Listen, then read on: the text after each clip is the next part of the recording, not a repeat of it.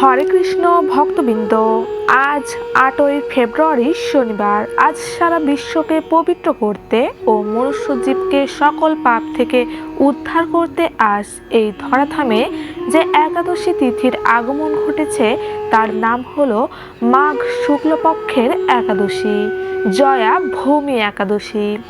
এই জয়া ভূমি একাদশী সর্বপাপ বিনাশিনী, সর্বশ্রেষ্ঠা, পবিত্রা, সর্বকাম ও মুক্তি প্রদায়িনী।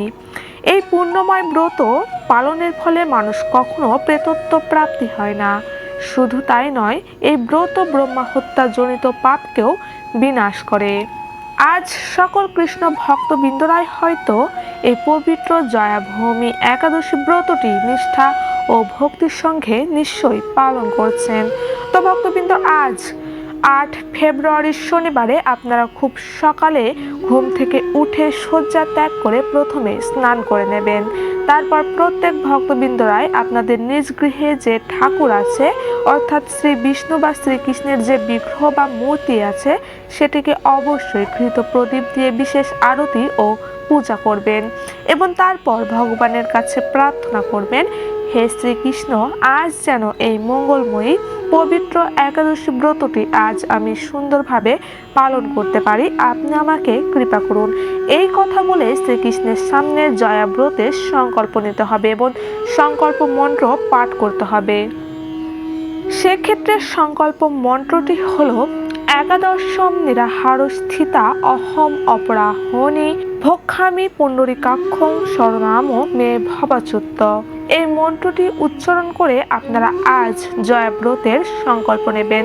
তো ভক্তবৃন্দ, আজ যেহেতু জয়া একাদশীর মহাতিথি, তাই আজকের এই বিশেষ দিনে অবশ্যই কিন্তু ভক্তবৃন্দগণ আপনারা একাদশী ব্রতের পাশাপাশি এই জয়া ব্রতের ব্রত কথাটি অবশ্যই একটি বার হলেও শ্রবণ করবেন, কারণ আমরা সকলেই এটি জানি প্রত্যেকটি একাদশী বা উপবাস তিথিতে সেই ব্রতের ব্রত কথাটি একটি বার হলেও শ্রবণ করতে হয় বা পাঠ করতে হয়।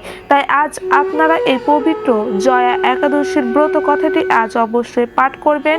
আর যদি তা সম্ভব না হয়, তাহলে আজকের এই ভিডিও থেকে আপনারা এই জয়া ভূমি একাদশীর ব্রত মাহাত্ম্য কথাটি শ্রবণ করতে পারেন।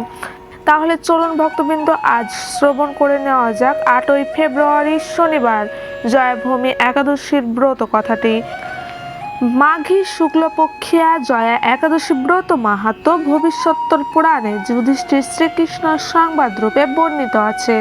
শ্রী গুরুর পুরাণে মাঘ মাসের শুক্লপক্ষে একাদশী তিথিকে ভূমি একাদশী নামে অভিহিত করা হয়েছে। কল্পনাতরে বিভিন্ন পুরাণে বিভিন্ন নাম দেখা যায়। পদ্মপুরাণ অনুসারে জ্যৈষ্ঠ মাসের শুক্লপক্ষে একাদশীর নাম হয় পাণ্ডবা নির্জলা বা ভীমসেনী ভূমি একাদশী। যুধিষ্ঠির বললেন, হে কৃষ্ণ, আপনি কৃপা করে মাঘ মাসের শুক্লপক্ষের একাদশীর সবিশেষ বর্ণনা করুন। শ্রীকৃষ্ণ বললেন, হে মহারাজ, মাঘ মাসের শুক্লপক্ষের একাদশী জয়া নামে প্রসিদ্ধ। এই তিথি সর্বপাপ বিনাশিনী, সর্বশ্রেষ্ঠা, পবিত্রা, সর্বকাম ও মুক্তি প্রদায়িনী। এই ব্রতের ফলে মানুষ কখনো প্রেতত্ব প্রাপ্ত হয় না। এই একাদশীর নিম্নরূপ উপাখ্যান শোনা যায়। এক সময় স্বর্গলোকে ইন্দ্র রাজত্ব করছিলেন। সেখানে অন্য দেবতারাও বেশ সুখেই ছিলেন। তারা পরিজাত পুষ্প শোভিত নন্দন কাননে অর্পসরাদের সাথে বিহার করতেন। একদিন 50 কোটি অর্পসরা নায়ক দেবরাজ ইন্দ্র স্বেচ্ছায় আনন্দ ভরে তাদের নৃত্য করতে বললেন।